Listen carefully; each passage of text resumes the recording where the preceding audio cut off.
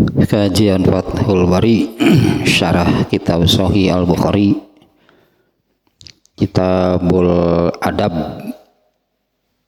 Malah tentunya ini amat penting ya, dan hal mendasar itu bagi orang Islam. Artinya Kitabul Adab ini adab Islami yang tentunya kan orang Islam ya wajib hidup dengan adab Islami.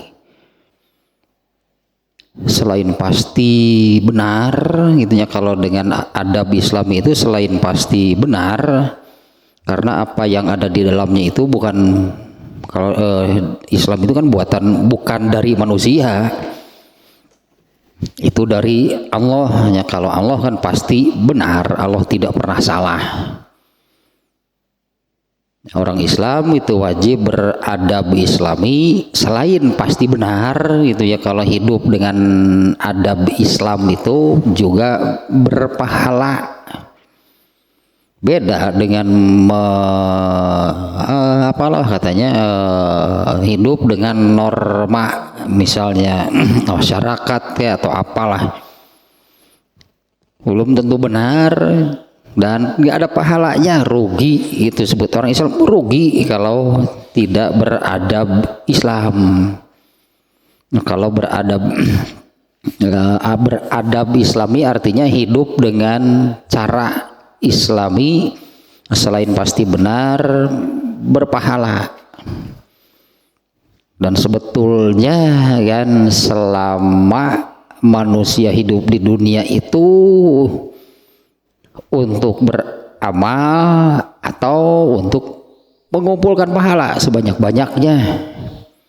Nah, karena hanya itulah bakal yang benar gitunya untuk kehidupan berikutnya setelah kehidupan dunia. Itulah ada ini sedikit nih ya. Nah, di mana ini dasarnya adalah yang ini, masih bab ini nih, yaitu husnul khuluq. Khuluq itu adalah apa yang ditanamkan di dalam hati, ditanamkan di dalam hati, kemudian tumbuh lalu berbuah. Buahnya berupa amal perbuatan. Nah, tidak ada amal perbuatan berarti tanpa khuluq di dalam hatinya, nggak ada yang demikian. Nah, di awal gitunya ini kemudian hanya diulang gitu, karena ini hal yang paling mendasar. Khuluq orang Islam itu harus Al-Quran garis miring Islam, ajaran Islam berarti. Nah, itu yang dulunya dijalankan dan dicontohkan, diajarkan oleh Rasulullah SAW.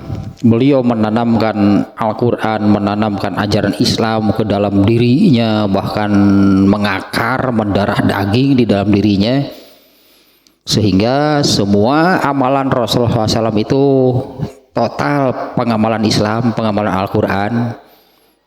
Hasilnya beliau adalah manusia yang berakhlak paling mulia. Nah, di mana hal itu saya kemarin berartinya sering disalah menyebutkan ayat yang ini, innaka la khuluqin azim. Itu pernyataan dari Allah bahwa Rasulullah SAW itu ya berada di atas khuluq yang agung, yaitu Al-Quran. Ayat tersebut saya sering menyebut itu surat An-Najm ayat 4. Salah nama suratnya itu harusnya surat Al-Qalam. Itu surat Al-Qalam ayat 4. Nah, di bab ini ya kemarin ada dua hadis yang tidak dimasukkan itu sebagai disebutnya sebagai hadis riwayat Al-Bukhari. Beliau menempatkannya sebagai judul. Yang pertama hadis Ibnu Abbas yang mengatakan Nabi SAW itu ajwadun nas. Nah, nanti di hadis yang berikutnya sekarang nih, ajwadun nas itu semakin dijelaskan lagi apa maknanya. Yang sebetulnya kan kemarin-kemarin juga ajwadun nas itu dengan arti ajwadun nas itu Rasulullah SAW itu orang yang paling mudah, paling ringan untuk urusan beramal soleh. Itu ajwadun nas itu yang paling ringan, mudah gitu ya beramal soleh, dan itu disebutnya tadi menjadi akhlak. Menjadi akhlak artinya untuk hal seperti itu sudah berjalan saja menjadi bentuk diri Rasulullah. Ketika melakukannya itu tidak lagi melalui atau memerlukan pemikiran dan pertimbangan. Itunya kemarin. Nah, nanti di hadis ini akan semakin dijelaskan lagi nih hadis yang pertama. Kemudian hadis yang kedua kemarin yang dicantumkan sebagai judul yaitu tentang masuk Islamnya Abu Dzar Al-Ghifari, di mana masuk Islamnya itu awalnya ia mendengar berita sudah diutus Nabi, kemudian memerintahkan saudaranya untuk memantau, mungkin melihat benar nggak gitu Nabi yang diutus itu sudah ada. Memerintahkan saudaranya, kemudian ketika saudaranya kembali lagi, saudaranya itu mengatakan, aku melihat, nabinya yang dimaksud, aku melihat orang itu ya'muru bi makarimil akhlak. Nabi itu memerintahkan, menyuruh, mengarahkan kepada makarimul akhlak, yaitu akhlak-akhlak yang terpuji lah gitunya, akhlak-akhlak yang mulia. Sebutan akhlaknya sekali lagi, kalau sebutan akhlak itu yang sudah menjadi amal, dan suatu amal itu disebutnya sudah menjadi akhlak kalau sudah menjadi bentuk dirinya. Nah, sekarang kita masuk nih ke hadis yang pertama, karena di hadis ini di bab 39 nih Imam Bukhari memasukkan 6 hadisnya, karena di luar yang barusan itu disebutnya itu bukan sebagai hadis riwayat Bukhari karena beliau mencantumkannya sebagai judul. Nah, ini hadis pertamanya dalam bab ini. An Anasin radhiyallahu anhu qala kana nabiyyu sallallahu alaihi wasallam ahsanan nasi wa ajwadan nasi wa asja'an nas walaqad fazi'a ahlul madinati zata lailatin fantolakon nasu qibala sauti fastaqbalahumun nabiyyu sallallahu alaihi wasallam qad sabaqon nasa ila sauti wa huwa yaqulu lam turau wa huwa ala farosin li Abi Tolhata urjin ma alaihi sarjun fi unukihi saifun faqala laqad wajadtuhu bahron walau au innahu la bahrun. Dari Anas bin Malik, ya semoga Allah meridhoinya, ia berkata, Nabi SAW itu orang yang ahsanun nas, itu manusia terbaik. Ini terjemahnya saja dulu nih ya. Nabi SAW itu manusia terbaik. Wa ajwadan nas. Nah, ini sama nih seperti yang dikatakan oleh Ibnu Abbas. Ajwad itu orang yang paling ringan dalam hal melakukan kebaikan, dalam mengerjakan amal soleh. Wa asja'an nas, dan orang yang paling pemberani. 3 nih yang disebut oleh Anas bin Malik ya. Nanti ini ada penjelasannya nih ya. Ternyata Anas bin Malik menyebutkan 3 ini. Satunya tadi ahsanun nas, manusia terbaik. Kemudian ajwadun nas, itu artinya yang paling ringan, paling mudah untuk hal kebaikan, untuk beramal soleh. Yang ketiga yaitu yang paling pemberani.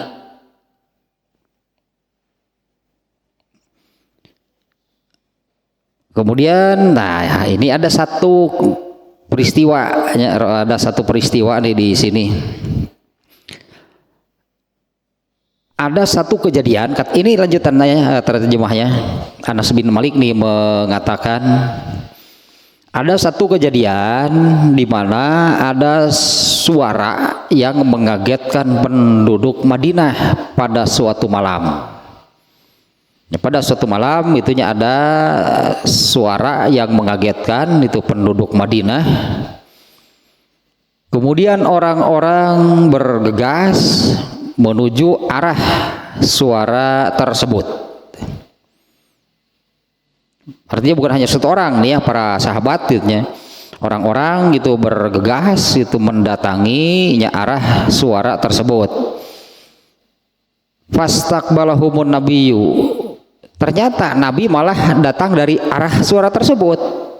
Para sahabat itu mendengar ada suara yang mengagetkan lah intinya. Cukup keras nih berarti suaranya kan, ini kan terdengar oleh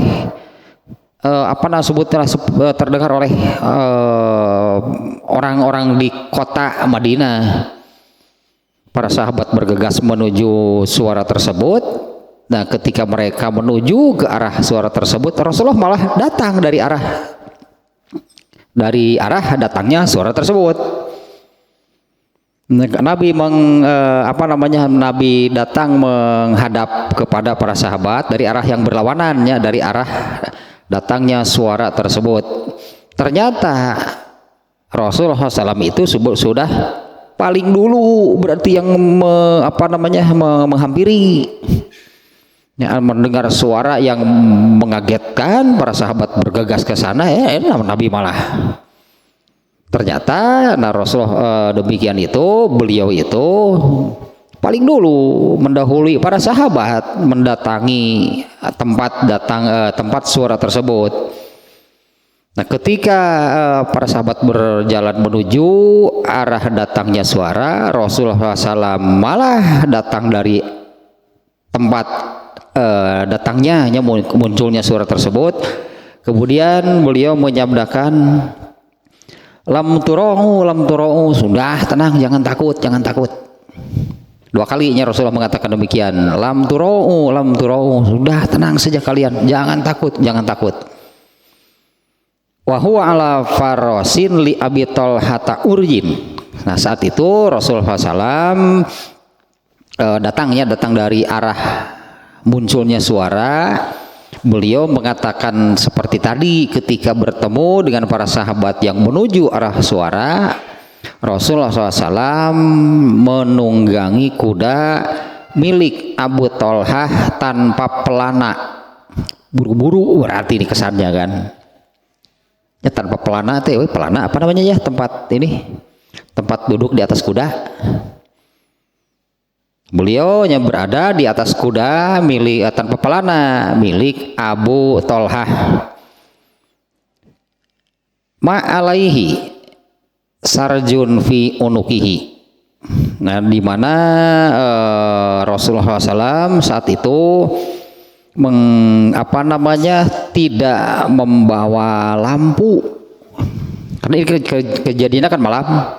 Beliau tidak membawa lampu. Fi unukihi saifun. Rasulullah SAW menggantungkan pedangnya di leher kuda. Faqala, nah kemudian Anas bin Malik mengatakan lagi, laqad wajadtuhu bahron au innahu la bahrun. Kami dapati beliau tengah menunggang kuda yang berjalan sangat cepat. Itulah terjemahnya nih. Jadi sekali lagi nih awalnya nih yang di sini nih awalnya. Kalau yang barusan itu contohnya Anas menyebutkan contoh kejadian itu, di mana yang contoh kejadian ini menunjukkan Rasulullah SAW itu ahsanun nasi ajwadun nasi wa asja'un nas. Rasulullah itu manusia orang terbaik, kemudian ajwadun nas itu orang yang paling ringan untuk urusan beramal soleh, dan orang yang paling pemberani.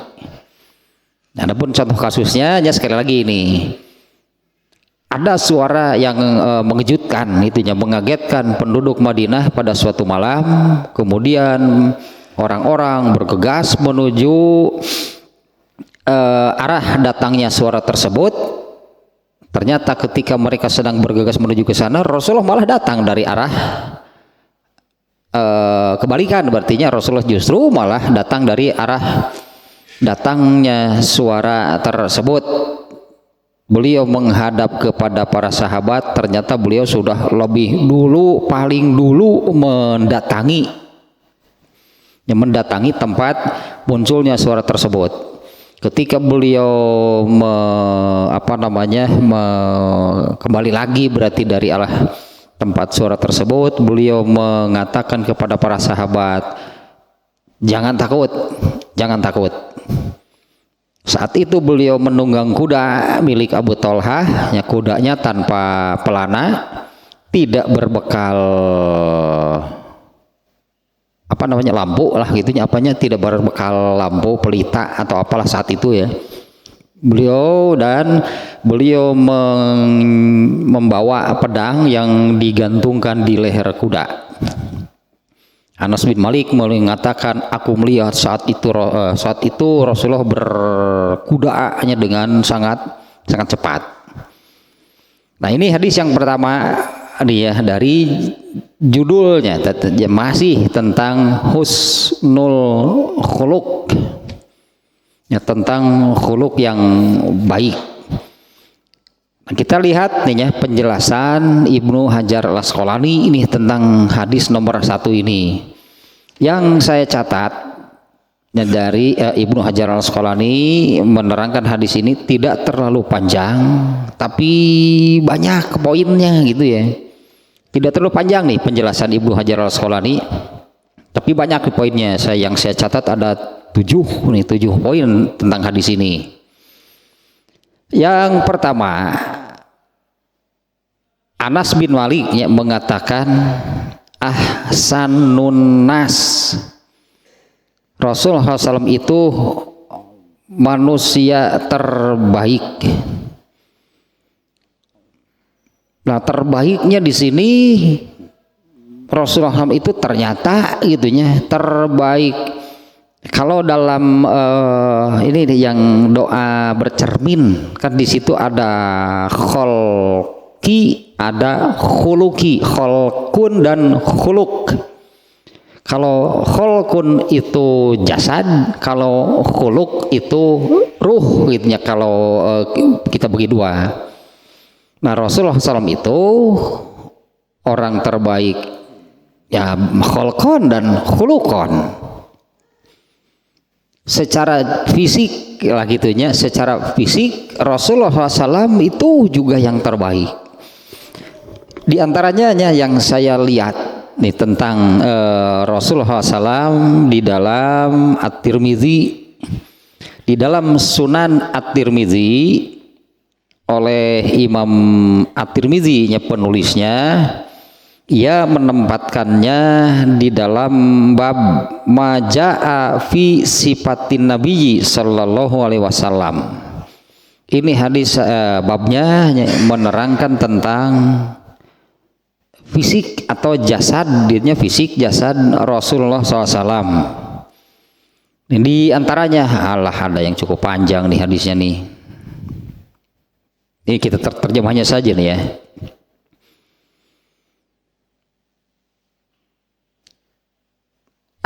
Dari Ali bin Abi Thalib, ia menerangkan Rasulullah SAW. Nah, Ali bin Abi Thalib mengatakan Rasulullah SAW itu adalah sosok orang yang berperawakan tidak terlalu tinggi juga tidak terlalu pendek.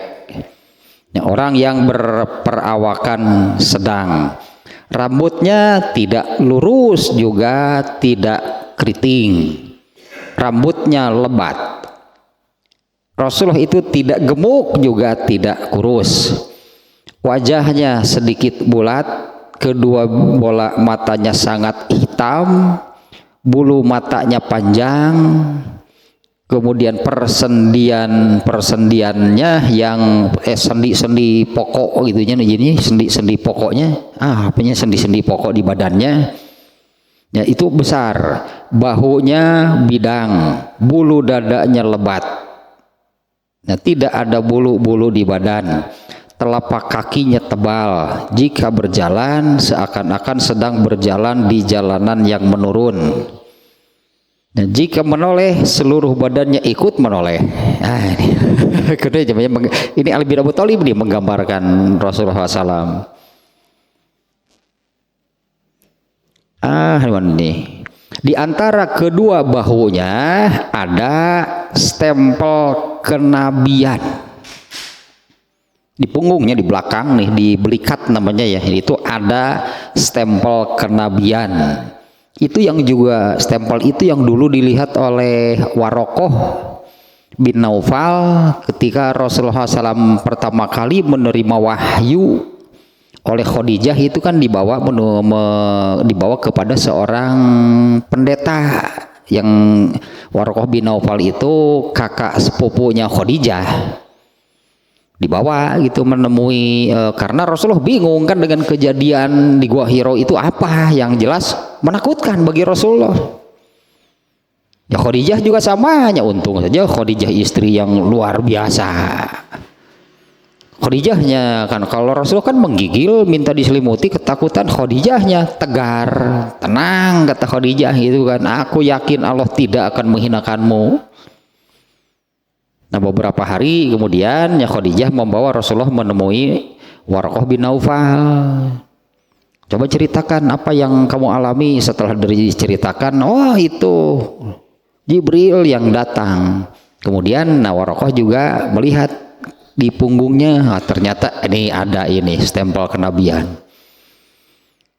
Dicap oleh Allah bawaan sejak lahir eta mah. Cap nate Muhammad Rasulullah, paingan ngaranna Muhammad.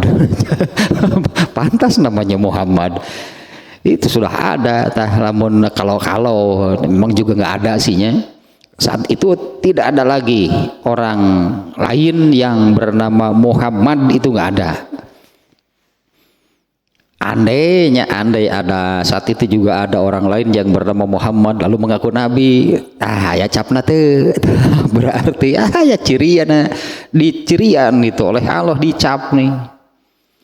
Ya kita lanjutkan lagi ya, di antara kedua bahunya ada cap kenabian. Nah sampai di sana tadinya ya nanti kila mana ya, ada stempel kenabian. Telapak tangannya bagus, dadanya bidang. Beliau adalah orang yang paling jujur itu dalam bicaranya, orang yang lembut perangainya, yang paling mulia pergaulannya. Siapapun yang tiba-tiba memandangnya pasti akan menaruh hormatnya kepada beliau. Siapa yang bergaul dengannya pasti akan mencintainya. Aku tidak pernah melihat orang seperti beliau sebelum ataupun sesudahnya. Nah itu Ali bin Abu Thalibnya sampai di sana nih. Kemudian ada lanjutannya nih ya.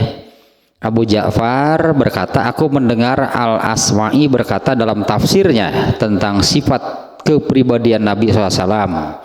Rambutnya panjang menjuntai, dan saya mendengar seorang Arab Badui berkata sangat panjang.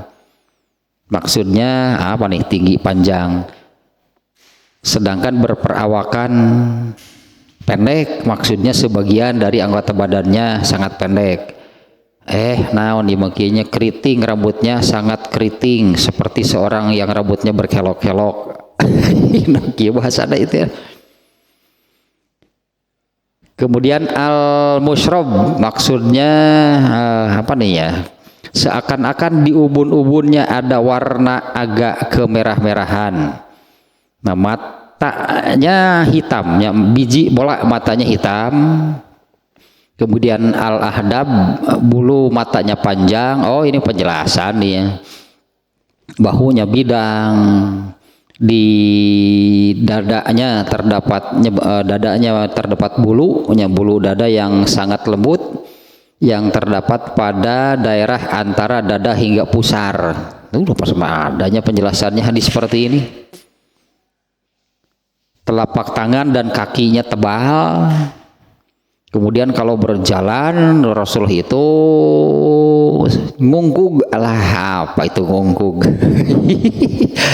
Kalau berjalan Rasul itu seperti yang terburu-buru. Artinya nggak pernah berjalan santai. Rasul itunya kalau berjalan Rasul itu seperti orang yang sedang terburu-buru.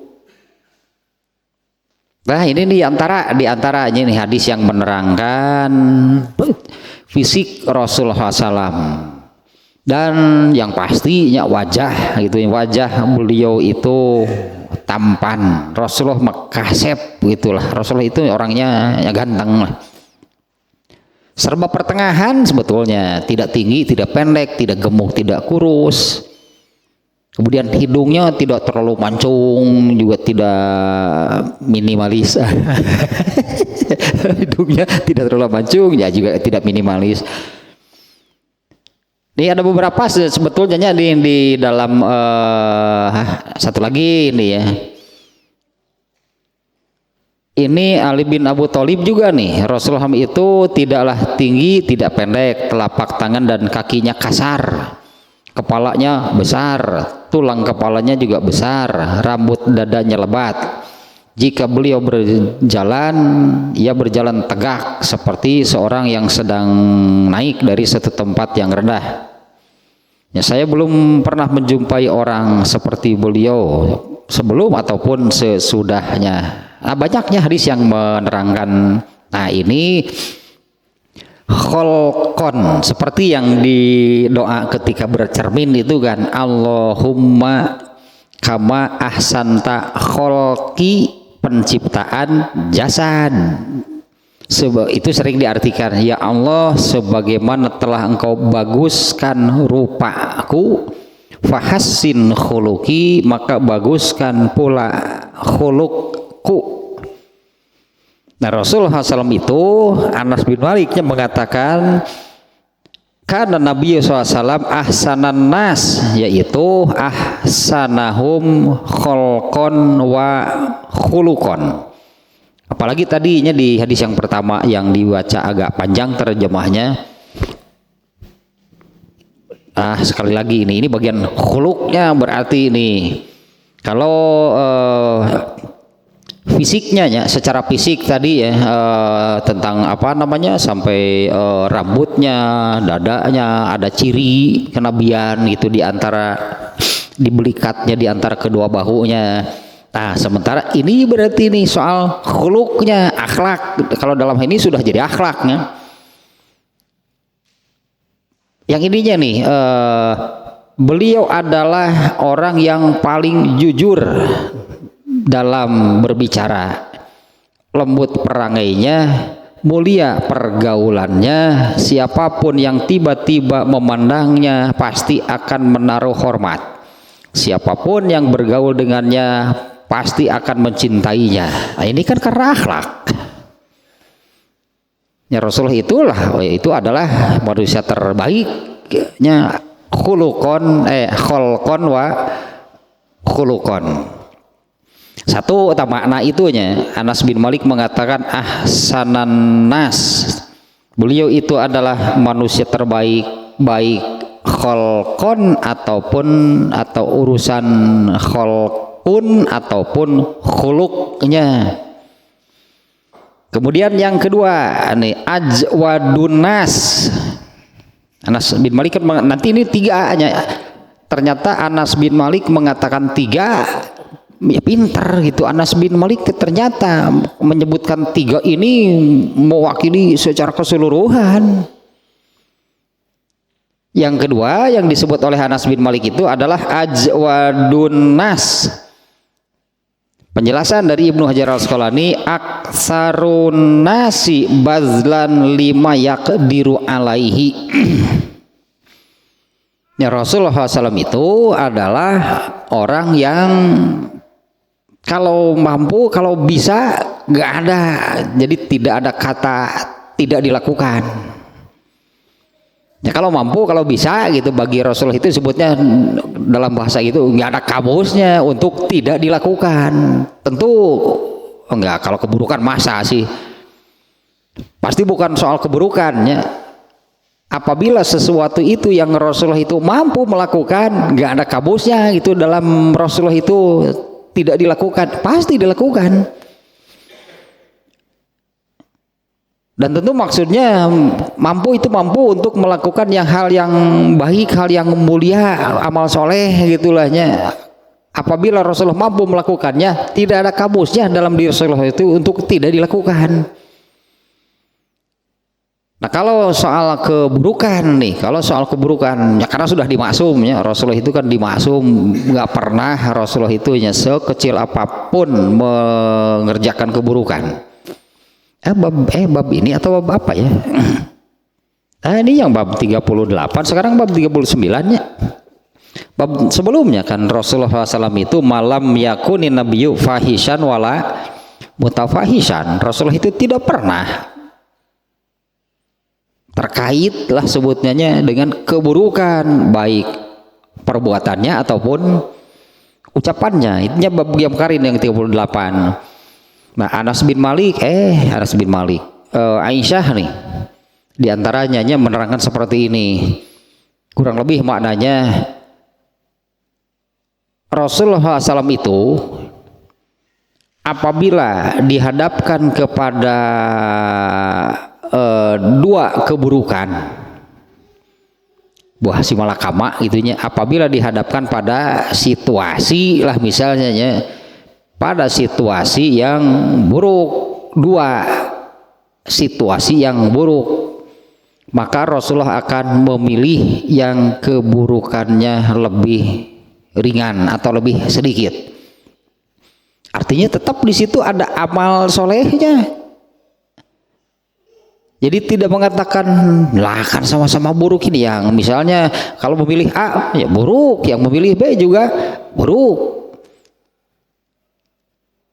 Ini tidak mau artinya apabila dihadapkan pada situasi demikian di mana harus salah satu itu dipilih, apakah yang A atau B, dua-duanya buruk, Rasulullah akan memilih yang keburukannya lebih ringan, lebih sedikit. Nah, artinya di situ sudah ada amal soleh, berarti memilih yang lebih ringannya itu adalah amal soleh, itu kebaikan berarti.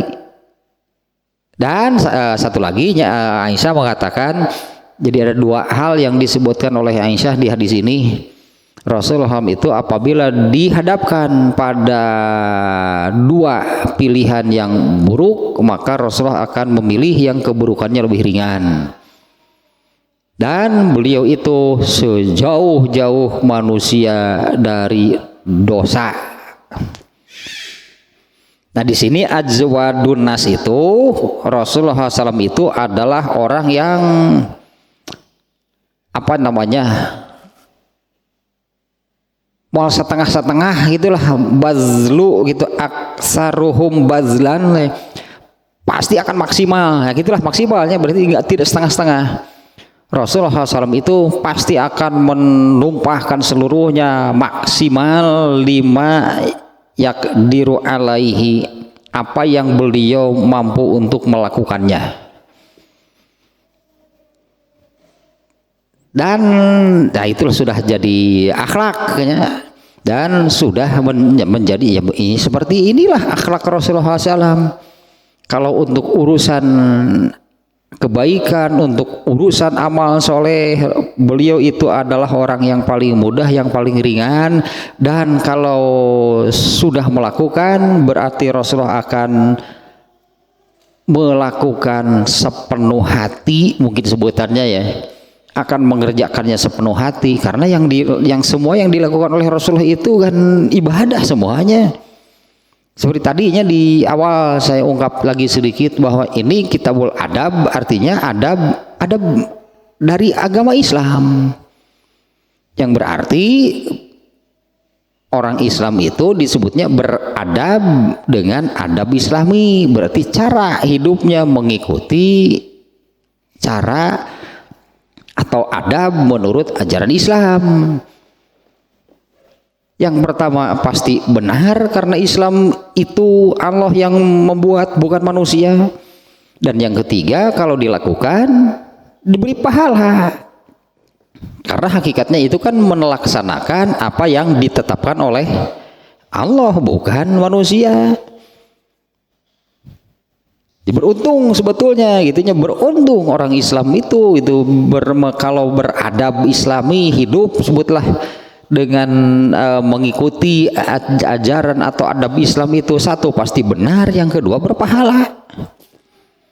Nah, untuk hal seperti itu Rasulullah itu ajwadu, yang paling ringan, yang paling mudah, dan kalau sudah melakukan sesuatu yang memang itu beliau sanggup, pasti beliau akan melakukannya secara maksimal. Tidak akan setengah-setengah kamu bari heureuy. Ya, tidak akan setengah-setengah gitunya, pasti akan dilakukan secara maksimal. Kemudian yang ketiga di catatannya, Anas bin Malik kan menyebut satu ahsanun nas, dua ajwadun nas, tiga asja'un nas. Nah, sekarang yang ketiga, beliau itu adalah orang yang paling pemberani. Nah, contohnya kejadian di sini. Para sahabat baru mau menuju tempat datangnya suara, Rasulullah sudah kembali dari sana. Beliau sendirian menunggang kuda tanpa membawa lentera, kan di hadisnya tadi disebutkan, dan menggantungkan pedang di di leher kuda. Di sini ada nih nantilah penjelasan di akhir. Yang ini dulu nih, asja'un nas, Rasulullah SAW itu orang yang paling pemberani. Rasulullah tidak pernah mundur, tidak pernah takut gitunya. Rasulullah tidak pernah mundur, Rasulullah tidak pernah takut. Misalnya ketika di Taif kan ya kejadiannya, Rasulullah itu kan mengalami hal yang sampai dilempar gitunya, ketika tabligh, ketika dakwah dilempar gitu oleh penduduk Taif. Kalau malaikat memberi penawaran, apa mau aku angkat gunung ini lalu aku timpakan kepada mereka? Nah, ternyata Rasulullah kan menjawab, nah, kalau ditimpakan, kalau mereka mati semua, katakanlah ya, lalu Islam ini mau disampaikan, ditabligkan kepada siapa? Rasulullah menolak penawaran tersebut dengan mengatakan, jangan, mereka demikian itu karena mereka itu belum mengerti. Tapi kan terus artinya kan Rasulullahnya mengalami hal demikian, itu Rasulullah itu, kalau di sini aksaruhum ikdaman ma'a adamil firor, Rasulullah nggak pernah mundur, nggak pernah kabur. Ini contohnya Rasul sangat jelas nih. Rasulullah yang paling dulu datang ke tempat munculnya suara, di mana oleh Anas bin Malik di awalnya mengatakan, laqad fazi'a ahlul madinati zatai lailatin, pada satu malam orang Madinah itu dikagetkan itu oleh suara yang entah seperti apa sihnya suaranya. Kalau di penjelasannya itu suara yang menakutkan, seperti suara kedatangan segerombolan pasukan besar. Ternyata Rasulullah kan datang sendirian paling dulu. Nah kemudian satu lagi ini kan juga yang membuat heran ininya, yang membuat heran si ada ibu-ibu kan, ada ibu-ibu yang ini di bab sabarnya, ibu-ibu yang sedang menangis di kuburan anaknya. Rasulullah SAW lewat bersama para sahabat, kemudian Rasulullah menasehati si ibu itu, ittaqi wasbiri, dua nasihatnya, bertakwalah dan sabarlah. Ternyata si ibu itu tanpa menoleh marah-marah. Enak aja, coba kalau kamu yang mengalami. Oh, para sahabat saat itu yang bersama Rasulullah kan marah, Rasulullah diperlakukan demikian, Rasulullahnya berangkat saja. Para sahabat itu ada yang kemudian balik lagi menemui si ibu, karena ya sahabat itu merasa nggak enaknya, marah gitu di Rasulullah diperlakukan demikian. Tuh ngeliuk acan beri nyarekan, sabar sampun ngalaman mah. Sahabat itu kemudian mengatakan kepada si ibu, tahu gak tadi yang menasehati itu siapa? Yang tadi itu Rasulullah. Barulah si ibu itu kaget. Kemudian kalau nggak salah besoknya gitunya atau kapan lah, kemudian si ibu ini datang ke rumah Rasulullah untuk meminta maaf. Tadinya si ibu ini berpikir, wah kalau datang untuk menemui Rasulullah itu pasti sulit. Si ibu ini berpikir demikian ya, untuk menemui Rasulullah itu pasti sulit. Karena yang ada di pikirannya, beliau ini seorang Rasul, seorang Nabi. Penjagaannya itu sampai ring berapa? Karena kenyataannya saat itu pun ya, kalau seseorang ingin bertemu dengan yang disebut seorang raja, wah harus bikin perjanjian dulu lah. Kemudian pengaman dan pengawalannya juga super ketat. Ternyata si ibu ini ketika datang ke rumah Nabi, sampai di depan pintu rumah Nabi, dia bengong ke rumah Nabi, nggak dijaga. Nggak ada security di rumah Nabi. Tidak ada security, tidak ada pengawalan apa-apa. Si ibu sampai kaget gitu ya, begitu mudah bertemu dengan Rasulullah. Langsung gitu sampai ke depan pintu rumah Rasulullah, kemudian dia bertemu dengan Rasulullah. Kemudian mengutarakan permintaan maafnya. Ternyata oleh Rasulullah tidak dianggap permintaan maafnya, dalam arti Rasulullah tidak mempermasalahkan sama sekali hal tersebut. Justru Rasulullah kemudian malah memberi nasihat lagi kepada si ibu, inna sobro inda sodmatil ula, sesungguhnya sabar itu tempatnya paling awal, jangan dikalahkan oleh yang lain. Nah Rasulullah kenapa rumahnya tidak dikawal? Ada Rasulullah waniun dari kawal kayak gitulah gitu. Rasulullah berani tidak dikawal, dan memang kenyataannya aja tidak dikawal. Tidak ada security lah, kecuali kalau ketika perang. Nah kalau ketika perangnya, karena perang itu ada yang Rasulullah SAW ikut terlibat perang, diantaranya perang Uhud. Rasulullah itu kena panah di helm perang sih, seperangkat alat perang lah pokoknya mah, kena gitu kan, sampai tembus juga ke ke pipi beliau, nempel dua di di helm itunya, pelindungnya. Lalu anak panah itu dicabut oleh seorang sahabat, yang begitu dicabut copot giginya satu, yang satu lagi dicabut dengan digigit, cabut lagi copot giginya dua. Jadi ada sahabat yang giginya dua copot ketika mencabut anak panah dari helm Rasulullah. Nggak tahu saat itu belum ada dokter gigi gitu, atau belum ada tukang gigi palsu. Sehingga sahabat ini jadi gitu giginya copot dua.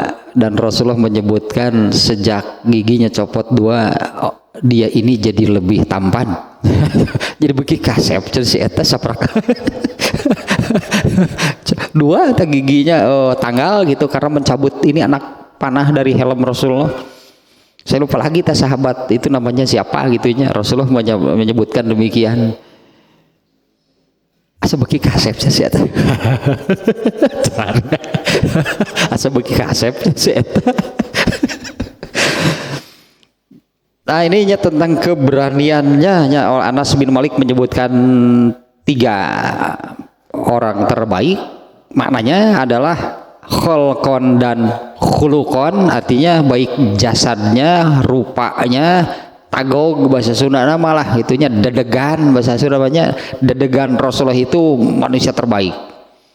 Ya itulah, tidak terlalu tinggi, tidak terlalu pendek, tidak terlalu gemuk, tidak terlalu kurus.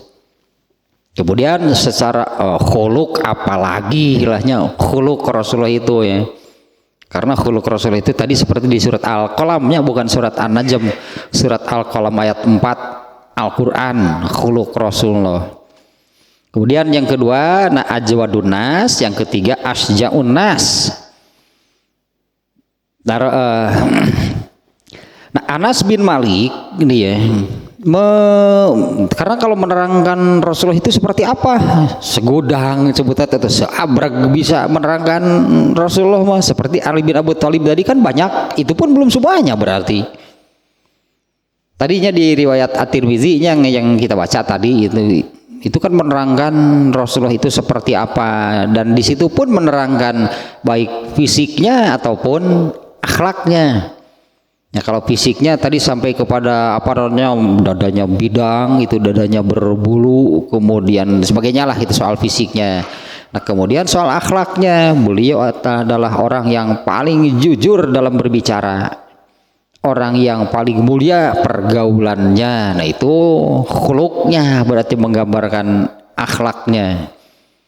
Nah Anas bin Malik yang menyebutkan 3 sifat Rasulullah SAW ini jawami'ul kalim, artinya 3 ini mewakili secara keseluruhan Rasulullah SAW. Nah di mana 3 ini kalau fisik lah gitu ya, ini kan khuluknya, ini kan tentang khuluknya judulnya. Kalau fisiknya artinya ya, meskipun dia Rasulullah itu yang terbaiknya secara fisik atau jasadnya, tapi itu kita kesampingkan. Berarti ahsanun nas di sini adalah khuluknya, akhlaknya. Kemudian yang kedua itu yang paling ringan, paling mudah, dan selalu total, maksimal kalau melakukan sesuatu yang beliau sanggup. Berarti nggak main-main gitu kalau Rasulullahnya kalau melakukan sesuatu, tidak main-main, tidak setengah-setengah gitunya ya, pan iya 5S nu kaopat tepan et 5S yang nomor 4 itu kan maksimal kalau melakukan, lakukan bersungguh-sungguh, secara maksimal, jangan setengah-setengah. Apalagi gitu ada kesan main-main. Karena kalau memang itu dari Islam, itu pasti benar dan berpahala. Kan untung orang Islam itu sebetulnya. Ya, dengan adanya adab itu, dengan adab Islami, untung orang Islam itu kalau melakukan adab Islam pasti benar. Karena itu Allah yang menetapkan dan berpahala. Kalau melaksanakan tradisi budaya, nah itu yang memberi pahalanya kepala suku nanti, berarti etama kepala suku, etama kuwu dan sebagainya lah, yang memberi penghargaan. Kitu wunggul paling kayak diberi penghargaan, biasanya rugi. Berarti orang Islam itu harus beradab Islami. Nah ketiga perkara yang disebutkan oleh Anas bin Malik ini li annaha ummahatul akhlak, ini adalah induk gitulah ya, induk dari al-akhlakul karimah secara keseluruhan. Satu, khuluknya berarti yang terbaik. Kemudian dalam pelaksanaannya berarti yang keduanya ajwadun nas, dalam pelaksanaannya itu maksimal. Kan ini sudah sampai tahap 4, berarti kan bersungguh-sungguh dan maksimal. Kalau bersungguh-sungguh itu artinya soal menyikapi, kan bagaimana menyikapinya dengan bersungguh-sungguh. Kemudian ketika melakukannya, lakukan secara maksimal. Terakhir kan baru dawam, itu akhlak namanya. Khuluknya yang terbaik. Kemudian kalau dimunculkan, berarti khuluknya itu dimunculkan, dikeluarkan jadi amal perbuatan. Rasulullah itu tidak pernah setengah-setengah, pasti akan mengerjakannya dengan maksimal. Nah kemudian ini yang ketiga, itunya untuk sebagai khuluk. Nah ternyata perlu keberanian. Keberanian nanti, ini nih saya ingat nih. Memang orang pinter artinya, beliau orang pinter. Ya, itu, saya ingat almarhum itu Bapak Budi Wibawa. Yang apa namanya ya, dari pengalamannya, ini kan lah inspirasi lah buat semuanya. Pengalaman bertahun-tahun kan mencari kebenaran lah, itunya intinya mencari kebenaran. Setelah mendapatkan ini nih, yakin ini itulah kebenaran yang dicari, al-haq, itu menemukan al-haq. Nah bagaimana menjalankannya? Saya ingat itu kata-kata beliau itu, yakin teh kudu jeung wani. Nah, itulah mungkin dalam bahasa Sunda namanya yakin teh kudu jeung wani. Nah, yakin ini al-haq, yakin ini kebenaran, tak perlu keberanian gitu untuk melakukannya. Terutama mungkin disebutnya terutama berani berbeda gitu dengan keumuman atau kebanyakan. Dimana kita lihat nih kondisinya ya, kondisi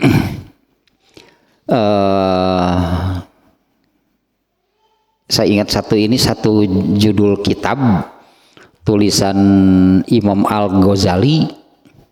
Tahun berapa Imam Al-Ghazali tahun berapa gitu beliau, saya tidak tahu persis tahun berapa, tapi saat itu Imam Al-Ghazali menulis satu kitab yang judulnya Ihya Sunnah, menghidupkan sunnah. Kira-kira dengan judul seperti ini situasi saat itu seperti apa? Artinya Imam Ghazali itu bermaksud untuk memunculkan, menghidupkan kembali sunnah. Artinya yang ada kebanyakan mayoritas sudah jauh dari sunnah, dimunculkan, dihidupkan kembali. Nah itu yang perlu keberanian, karena kalau memunculkan, melakukannya pasti beda dengan keumuman. Itunya maksudnya kata-kata tadi hari yakin itu kudu jeung wani. Nah ini ternyata Rasulullah itu ini adalah orang yang paling berani. Rasulullah itu orang yang paling pemberani. Di antaranya gitunya oleh Anas bin Malik dikisahkan di dalam kejadian di sini. Sebetulnya kan intinya atau pokoknya Anas bin Malik itu menerangkan tiga tabiat, 3 sifat, 3 karakter atau apalah yang dimiliki oleh Rasulullah, yaitu ahsanun nas, ajwadun nas, dan asja'un nas. Ternyata Anas bin Malik menyebutkan 3 hal ini karena 3 inilah induk biang gitulah dari seluruh al-akhlakul karimah. Harus memiliki yang 3 ini. 1, khuluknya yang benar. yaitu Al-Quran atau ajaran Islam. Kemudian yang kedua direalisasikan, artinya direalisasikan, dimunculkan dalam amal perbuatan secara maksimal. Dan yang ketiga adalah untuk seperti itu perlu keberanian, yakin teh kudu jeung wani. Nah eta terutama tawa eta berani berbeda, jadinya berani berbeda gitunya dengan kebanyakan atau keumuman orang-orang. Kemudian catatan berikutnya nih. Nah karena apa? Ini kalau yang di dalam tahdzibul akhlak, yang di dalam tahdzibul akhlak itu ini adanya dalam pembahasan mansyaul khuluq. Mansyaul khuluq itu kurang lebih bagaimana sih supaya khuluq yang benarnya, khuluqnya Al-Quran. Nah bagaimana supaya Al-Quran itu bisa tumbuh, Al-Quran itu bisa tumbuh lah sebutnya, Al-Quran itu bisa tumbuh kemudian berbuah menjadi al-akhlakul karimah. Sebetulnya Allah sudah memberi perangkatnya. Ini semua manusia oleh Allah diberi perangkat yang sama, yaitu al-aqlu, 2 al-ghadab, 3 syahwat. Nah di mana ketiganya ini, nah di sini di Ibnu Hajar Al-Asqalani membahasakannya seperti ini. Inna fi kulli insanin salasun qawiyun. Sesungguhnya pada semua manusia itu ada nih ketiga perangkat ini. Nah, ini yang untuk menumbuhkan gitu, untuk menumbuhkan khuluq yang benar gitu, yang baik itu untuk menjadi amal kemudian menjadi akhlak. Yang pertama al-ghadabiyah, yang kedua syahwaniyah, yang ketiga akliyah, atau itunya ghadab, syahwat, akal. Nah di mana ketiga perangkat ini harus pada porsi yang pas, tidak boleh lebih, tidak boleh kurang. Karena ini semuanya diarahkan kepada Al-Quran. Berarti kan al-khuluq yang benar kan Al-Quran. Bagaimana nih supaya Al-Quran ini tumbuh kemudian berbuah? Ketiga-tiganya ini berperan, terkait dengan Al-Quran. Yang pertama akal dulu lah yang kita sebutnya. Yang pertama akal. Bagaimana nih akal terkait dengan Al-Quran? Akal ini harus diposisikan pada porsi, pada jarum, kalau jarum namanya, yang pas. Tidak boleh berlebih, tidak boleh berkurang. Kalau pas, dari Al-Quran itu akan menghasilkan hikmah. Hikmah itu artinya jadi benar. Asal memposisikan akal terkait dengan Al-Quran itu pada posisi yang tepat, itu namanya hikmah gitu, atau namanya hikmah sekaligus ya buahnya jadi seperti itu, jadi hikmah, jadi benar. Kalau berlebihnya dalam menggunakan akal itu namanya al-jarbazah. Al-jarbazah itu jadinya mendewakan akal. Kalau sudah mendewakan akal berarti mengecilkan Al-Quran. Mana mungkin Al-Quran tumbuh kalau sudah dikecilkan, dibonsai berarti. Itu kalau sudah tumbuhan tema ini Quran dibonsai, ya iyalah nggak akan bisa tumbuh. Nah, kalau menempatkan akalnya berlebihan, artinya jadi mendewakan akal, lebih berpegang kepada akal, maka Al-Qur'annya dikecilkan, Al-Qur'an direndahkan. Nah, yang demikian dalam menggunakan akal terkait dengan Al-Qur'an itu namanya al-jarbazah, berlebihan. Yang sebaliknya, yang kurang menggunakan akal jadi tengarti-ngarti karena Quran teh. Iya mah kurang gitu dalam kurang apa namanya, kurang dalam memfungsikan gitu akal dalam memahami, karena akal ini kan alat untuk memahami, kurang nih dalam memfungsikan akal untuk memahami Quran. Al-baladah namanya, bodoh anger eta hasilnya teh.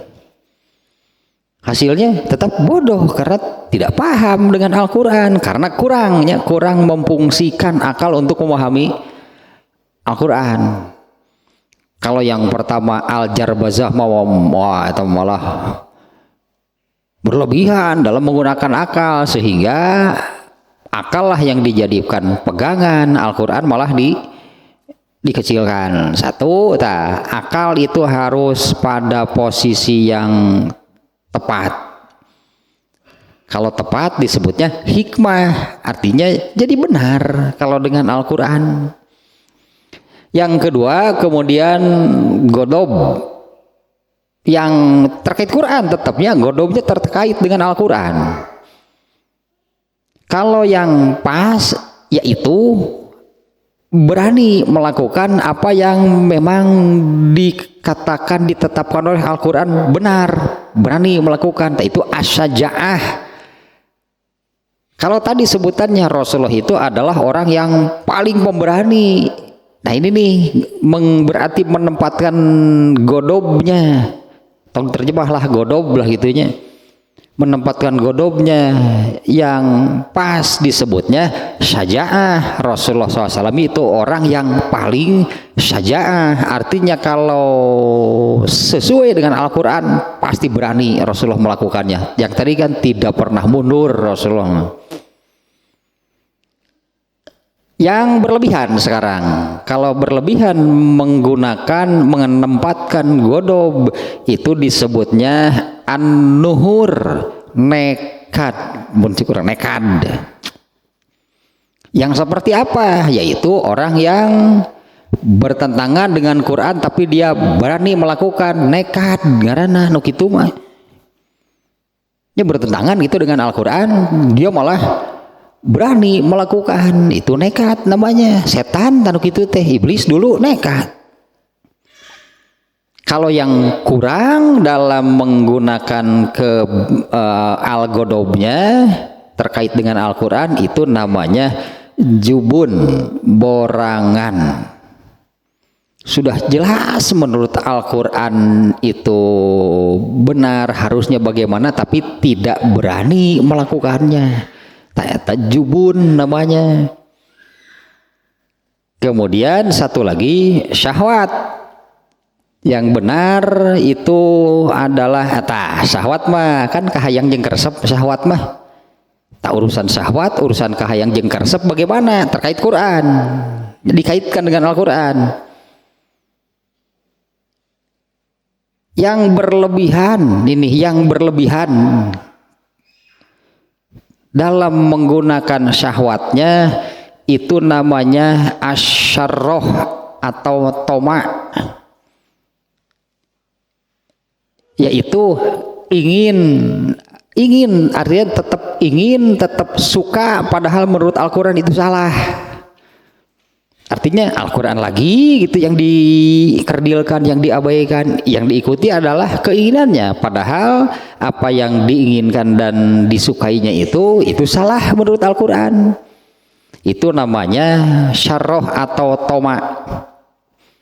Kemudian yang kedua, yang kurang dalam hal kahayang jeung karesep terkait dengan Al-Quran, yaitu untuk sesuatu yang menurut Al-Quran benar tapi dia nggak mau teresep, padahal itu sesuainya, padahal itu sesuai atau yang menurut Al-Qurannya harus bagaimana, tapi lemah syahwat. Ini lemah syahwat nih, nggak ada kemauan, nggak ada keinginan, kok mau nepikeun ka resep begitunya, apalagi sampai menyukai apa yang dinyatakan benar lah gitu oleh Al-Quran. Teu hayang, eta mah jumud namanya.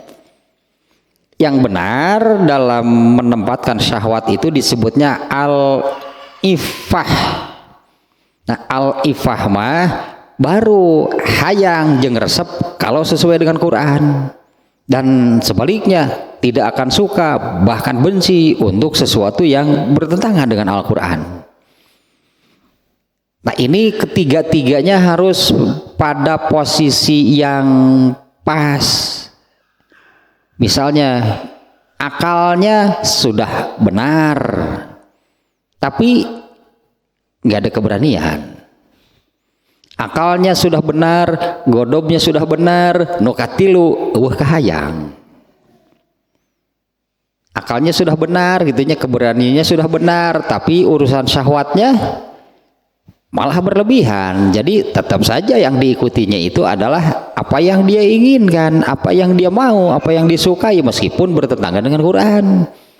Nah, ketiga-tiganya ini harus pas. Satu, harus akalnya harus hikmah, godobnya harus syaja'ah, dan syahwatnya harus ifah. Barulah Al-Quran ini akan tumbuh subur. Kalau belum apa-apa sudah al-jarbazah, Qurannya juga sudah tidak dianggap karena dia lebih mendewakan akal. Kapan Quran mau hidup kalau begitu? Kalau sudah demikian, makanya nekat lah, pasti nekat untuk melakukan apa yang bertentangan dengan Al-Quran. Lalu kahayang jeung resepna bukan yang berdasarkan Quran, kumaha manehna. Nah, pada diri manusia ada tiga hal ini: satu akal, dua godob, tiga syahwat. Masalahnya seperti barusan, harus pas itunya menempatkan ketiganya, tidak boleh berlebih, tidak boleh kurang. Sekali lagi ya, kalau berlebih dalam menggunakan akal, dia akan mendewakan akal, Quran akan diabaikan, dikecilkan. Kalau dalam urusan yang kurang dalam memfungsikan akalnya terkait Al-Quran, jadi dengar-dengarti karena Quran teh. Kemudian yang kedua, yang godob, kalau yang benar itu syaja'ah. Nah, ini sebetulnya lanjutan dari Anas bin Malik mengatakan Rasulullah itu kan asja'un nas. Rasulullah itu adalah orang yang paling syaja'ah. Syaja'ah itu adalah menggunakan godob pada jarum yang tepat, bukan nekat, bukan borangan. Kalau nekat itu melakukan sesuatu yang jelas-jelas bertentangan dengan Al-Quran, tapi dia berani, nekat disebutnya. Ada lagi yang jubun itu sudah jelas menurut Al-Quran itu benarnya bagaimana, tapi tidak ada keberanian untuk melakukannya. Itu jubun. Syahwat yang paling gawat. Syahwat nih harus yang al-ifah itu baru disebutnya mau dan suka kalau sesuai dengan Quran. Kalau yang berlebihan, asyarroh dan tomah sebutannya, inilah yang diikuti meskipun bertentangan dengan Al-Quran. Atau yang jumud itu tahu itu menurut Al-Qurannya harus bagaimana, benarnya bagaimana, tapi tidak ada kemauan untuk melakukannya. Kamau garis miring lemah syahwat berarti. Iya, lemah syahwat tuh asli nama. Kamau sakitu cek Quran teh iya nu benerna teh embung da ke nyeuh kahayang lah. Nah, ini terkait dengan itunya Anas bin Malik yang mengatakan yang ketiga tadi, Rasulullah itu asja'un nas, berarti paling tepat itu dalam menempatkan godobnya, yaitu syaja'ah namanya, bukan nuhur atau nekat artinya, bukan juga jubun yang tidak berani padahal sudah jelas menurut Al-Qur'annya bagaimana. Nah, kemudian nih catatan yang berikutnya dari ini tambahan sih, tambahannya dari perkataan Anas bin Malik yang pertama, ahsanun nas. Ahsanun nas, manusia terbaik. Rasulullah itu yang tadi manusia terbaik, baik secara fisik ataupun khuluk.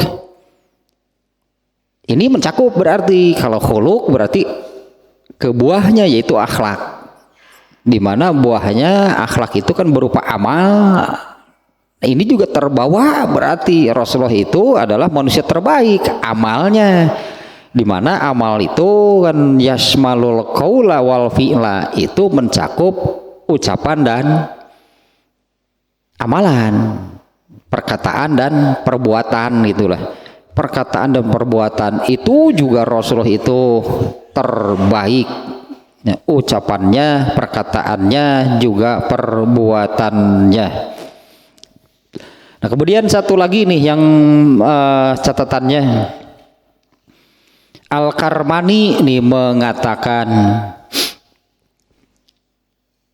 yang demikian itu bahkan itu pada diri Rasulullah SAW itu, Rasulullah itu ahsanun nasinya itu husnul kholqoh.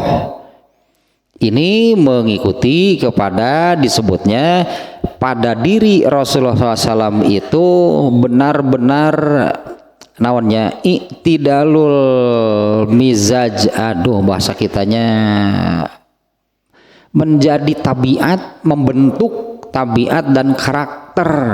Artinya ya, husnul khuluqnya Rasulullah itu, nah itu ya mungkin lebih tepatnya dengan bahasa seperti ini, benar-benar mendarah daging disebutnya di dalam diri Rasulullah itu. Nah, sampai itulah yang membentuk karakter dan tabiat beliau. Nah, di mana ini yatba'u sofa an-nafsil laziminhu, ini mengikuti kebersihan jiwa. Ini mengikuti kebersihan jiwa beliau itulahnya. Nah, ini terkait ini berarti Rasulullah SAW itu peristiwa Rasulullah itu pernah dibelah dadanya, kemudian dicuci itunya secara fisik dicuci. Ini beliau alami ketika masih anak-anak nih, ketika sedang bermain dengan kawannya, didatangi 2 atau 3 orang, saya lupa laginya, 2 lah sebutnya, 2 orang dewasa, lalu mengambil beliau dan menelentangkan Rasulullah, digolerkeun nya, terlentang Rasulullah, dipegang gitu di bagian tangan satu, di bagian kaki satu, lalu dibelah. Nah salah satu dari mereka kemudian membawa satu wadah dari emas berisi air zam-zam. Ini jasad berarti kan ya, secara jasad air zam-zam. Kemudian dikuraslah itu isi tadi, belah lalu dikuras pakai air zam-zam. Setelah bersih kemudian datang lagi membawa satu wadah dari emas yang berisi penuh ya, berisi iman dan hikmah, dimasukkan lagi ke dalam itu tadinya yang. Nah kalau ini kan, kalau tadi air zam-zam kan fisik pisan netepnya. Nah ini iman dan hikmah itu apa ya bang? Kelihatan gitu iman dan hikmah itu. Tapi memang hadisnya demikian, membawa satu wadah lagi dari yang terbuat dari emas berisi penuh iman dan hikmah. Nah itu kemudian dimasukkan ke dalam diri Rasulullah SAW, lalu ditutup lagi bekas di bedahnya. Lalu 2 orang itu pergi, Rasulullah kemudian bangun gitu, lari kemudian pulang ke rumahnya. Kalau kawannya kan saat itu Rasulullah sedang bermain dengan anak-anak sebayanya. Kalau kawan-kawannya begitu melihat Rasulullah ditangkap oleh 2 orang itu, mereka sudah kabur duluan. Mereka kawan-kawannya Rasulullah itu sudah kabur duluan. Tapi mereka melihat itu, kemudian anak-anak ini mengatakan seolah-olah berteriak-teriaklah sambil lari ketakutan, Muhammad dibunuh itu karena terlihat dibelah. Nah, ini memang diri Rasul itu nih sudah dibersihkan, itu jiwanya sudah dibersihkan jiwanya. Maka ketika Al-Quran itu dimasukkan ke dalam diri Rasulullah, pas, artinya klop gitu ya. Memang Al-Quran harus demikian. Al-Quran ini bisa tumbuh lah gitunya. Al-Quran ini bisa tumbuh dengan subur kalau ini nih yang hama-hamanya harus dihilangkan. Hama-hama nanti penyakit hati sebenarnya yang bisa menghilangkan hamanya juga Al-Quran itu sendiri. Hanya Al-Qurannya coba dirawat, ditumbuhkan, nanti hamanya akan hilang. Kalau Al-Qurannya apalagi nih yang kemarin-kemarinnya saya katakan, apalagi kalau Al-Qurannya tidak dijadikan khuluk, tidak ditanamkan di dalam hati. Al-Qurannya hanya disimpan di memori kepalanya. Abu Jahal teh gitu tah. Abu Jahal, Abu Lahab tahu Quran nggak? Hafal nggak? Paham nggak? Sampai kepada paham kan Abu Jahal, Abu Lahab tentang Quran, tapi masalahnya tidak ditanamkan di dalam hati. Jadi yang ada di dalam hatinya apa? Khuluknya pasti penyakit hati. Nah, yang menanamkan Al-Quran di dalam hati pun gitunya ini belum tentu bersih nih dari penyakit hati. Ya bersihkan berarti. Bagaimana cara membersihkannya? Pelihara Al-Qur'annya, tumbuhkan dengan tubuh, dipelihara, dijaga, dirawat, ditumbuhkan, nanti akan terseret lah gitu penyakit hati itu akan hilang. Nah, jangan sampai Al-Qur'annya itu ditanamkan tapi begitu dibonsai. Al-Qur'an apa ada ditanamkan di dalam hati tapi dibonsai. Nu itu nu gerde nama hasud, nu karitu. Orang Islam enggak ngare hasud bahaya. Artinya kan tidak hilang dari dalam hati. Ada hasud kah, ada ria kah, ada taklid kah, ada bid'ah, itu semua penyakit hati. Padahal Qur'annya ditanamkan lah. Ada Qur'annya itu tidak dirawat, berarti sudah ditanamkan teh. Entap punya atuh beak taku hama tah Qur'an teh. Nanti Qur'annya itu akan habis gitu, terganggu lah. Yang tumbuh ini malah tumbuhan-tumbuhan lain, yaitu penyakit hati sebagai khuluknya. Tadi itu berarti ya nanti menempatkan akal godob syahwat. Nah, ini menunjukkannya kata Al-Karmani, Al-Quran itu ditumbuhkan, dimasukkan, jadi tanamkan lalu tumbuh.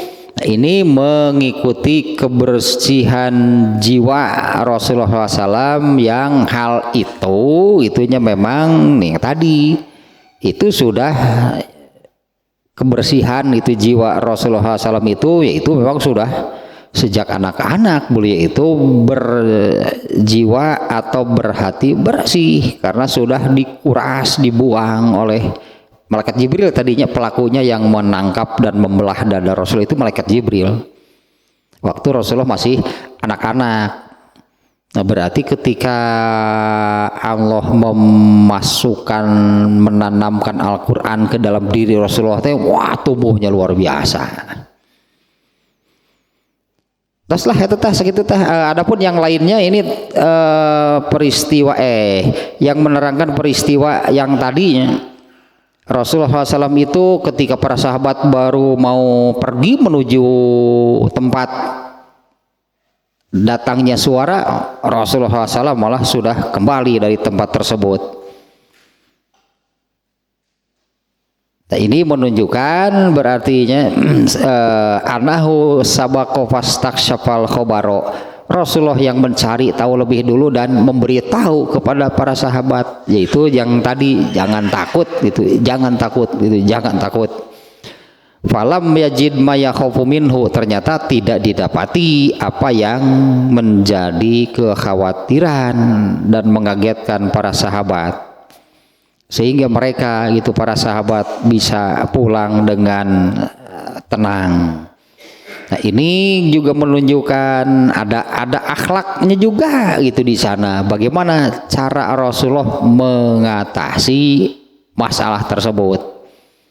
Nah, di antaranya izharun lirifki bil mukhotobati. Rasulullah SAW itu memang orang yang lemah lembut, seperti kata Ali bin Abi Thalib tadinya yang berperangainya lemah lembut. Bagaimana beliau mengatasi masalah tersebut dan bagaimana cara beliau menyampaikan hal tersebut kepada para sahabat. Tasah tanya hadis pertama 3, berarti intinya yang awal sih sebetulnya kan. Ahsanun nas, Rasulullah itu orang terbaik, baik fisik artinya ataupun ya akhlak lah sebutannya, fisik dan akhlaknya. Kemudian yang kedua asja'un nas, Rasulullah itu orang yang paling tepat dalam menempatkan godob. Tapi kan godob saja tidak cukup, harus akalnya juga harus tepat, syahwatnya juga harus tepat. Kemudian yang kedua aslinya yang kedua yaitu ajwadun nas, Rasulullah itu yang paling ringan, paling mudah kalau untuk urusan beramal soleh. Nah, tambahannya tadi, dan kalau sudah melakukan, beliau akan melakukan dengan maksimal, tidak ada yang setengah-setengah, tidak tanggung-tanggung. Ya karena kan kembali ke yang awal bahwa untung, karena kalau melakukannya dengan maksimal artinya ya Allah kan melihat berarti kesungguhan dan usahanya bagaimana mengamalkan apa yang karena kalau ada Islam tadi kan itu dari Allah. Ya tentu kalau melakukan dengan maksimal ya besar pahalanya. Dan Rasulullah itu selalu itunya yang paling lah, itu Rasulullah itu selalu yang paling maksimal apabila melakukan sesuatu yang beliau sanggup. Tasah baru hadis pertama ya pipanjangan ya babi ya ada 5 lagi hadisnya berarti. Tapi hadis yang kedua mah pendek ketang. Ya nantilah dilanjutkan lagi nih ya. Ada 5 hadis lagi nih dalam bab ini, husnul khuluq.